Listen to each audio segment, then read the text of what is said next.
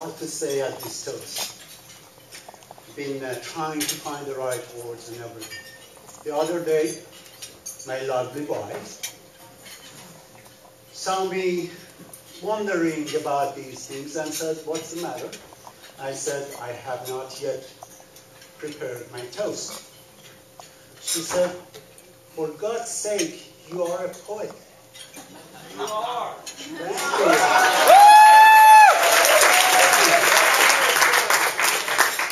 Just come up with a short poem. Oh, what a wonderful idea. A toast poem with memories of my beautiful daughter, Bahareh, and their love story in it. Oh, that's going to be a great poem. So I grabbed my notebook and a sharp pencil. For some reason, sharp pencils inspire you better. Or at least are good for crossword puzzles and everything else. And I went to a quiet corner, which is very hard to come by these last few months in our house. Closed my eyes and tried to swim through this sea of memories. From that first exciting moment of Bahareh's life to many other firsts. First smile, first word, and yes, it was mommy. It wasn't daddy, papa, pedar azizam. No, it was mom.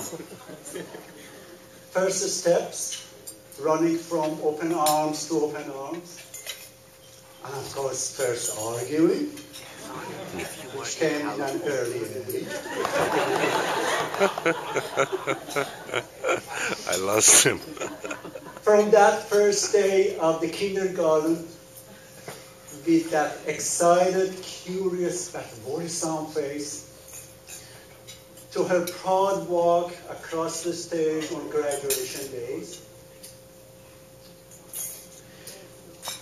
From riding on my back as a toddler, to that day that she suddenly decided that she's learned how to ride her bike, pedaled hard and fast, and let her not so athletic dad desperately running after her. Typical of the way she's been riding through her life, solving her problems with determination and resolve, pedaling hard and not looking back. And then, more recent memory, that day, that somehow shy but enormously happy face, she told me about this boy in her life called Justin. And then, in that beautiful summer evening, early summer evening, when they sat down across from us and sipping wine, told us that they decided to get married. What a joyous and wonderful moment that was. And many other very happy memories just filling in between. I don't know how long I was in this state of dreams. When I came back to my senses, I realized that I have written down but just one word on the paper. Bahareh. Nothing else. And then I realized that's my point. What could be more beautiful than that? What could be more expressive than a smile on her face or a glow in her eyes?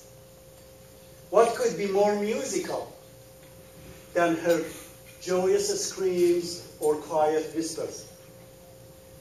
What could be a stronger word of conviction than her commitment to humanity, honesty, love of animals?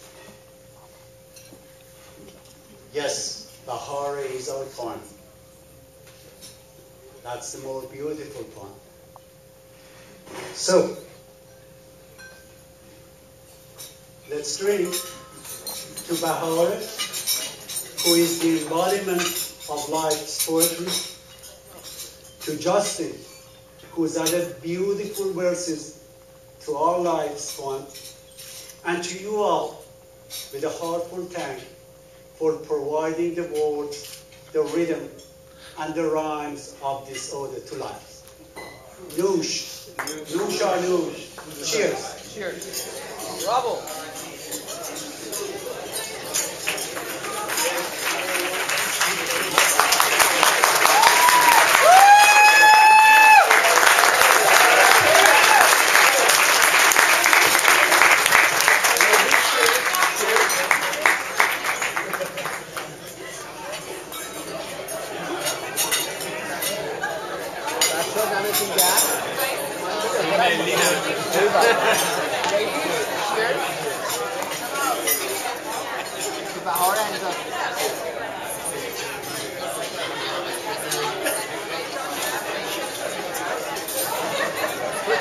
He is one UW Magazine student who doesn't drink. Bravo, bravo. He's a rarity, literally. The water and the lime would do it. But tonight they didn't want He's the second person I know from UW Magazine. Well, I'm surprised. I'm surprised he doesn't get dehydrated. You're talking about drinking alcohol. The father of the group, the father of the group. Remember the movie, The Father?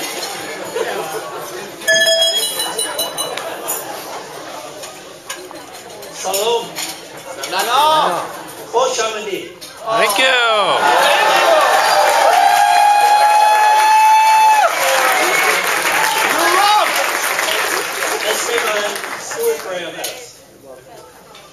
I'm Dustin's father, and that's about the extent of my Farsi, or what I hope may have passed for Farsi.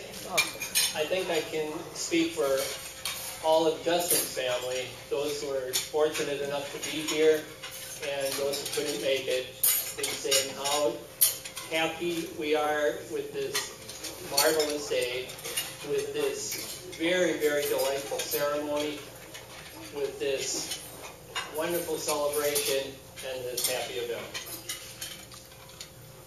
We are a community of friends and family, and that world just became larger and happier. So first, a toast to our very gracious hosts, Perry and Nettie. Merci. Bravo. You drinking again? Cheers.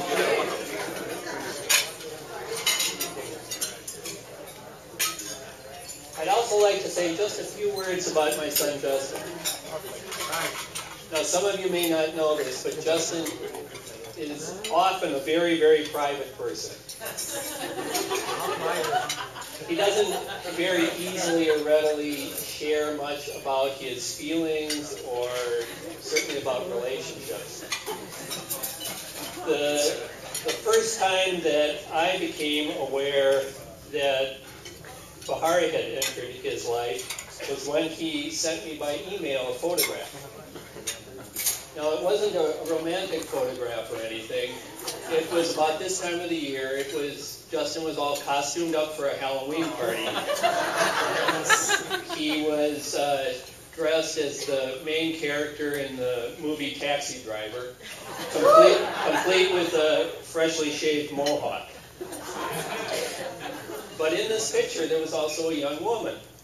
And when very directly asked, he finally, after being asked several times, said just matter-of-factly, "Oh, that's my friend Bahareh." Now, that may not sound like much. But up until this time, since Justin had moved, from the day Justin moved to Chicago, I had really never heard anything about any of his new friends, certainly not anything about a new relationship. And that he had included this young lady in this photograph, even though she was hidden behind a blonde wig, really meant something. It did. It meant she was special. It meant he was letting us know that she was in his life. And she is special. And they're very special together.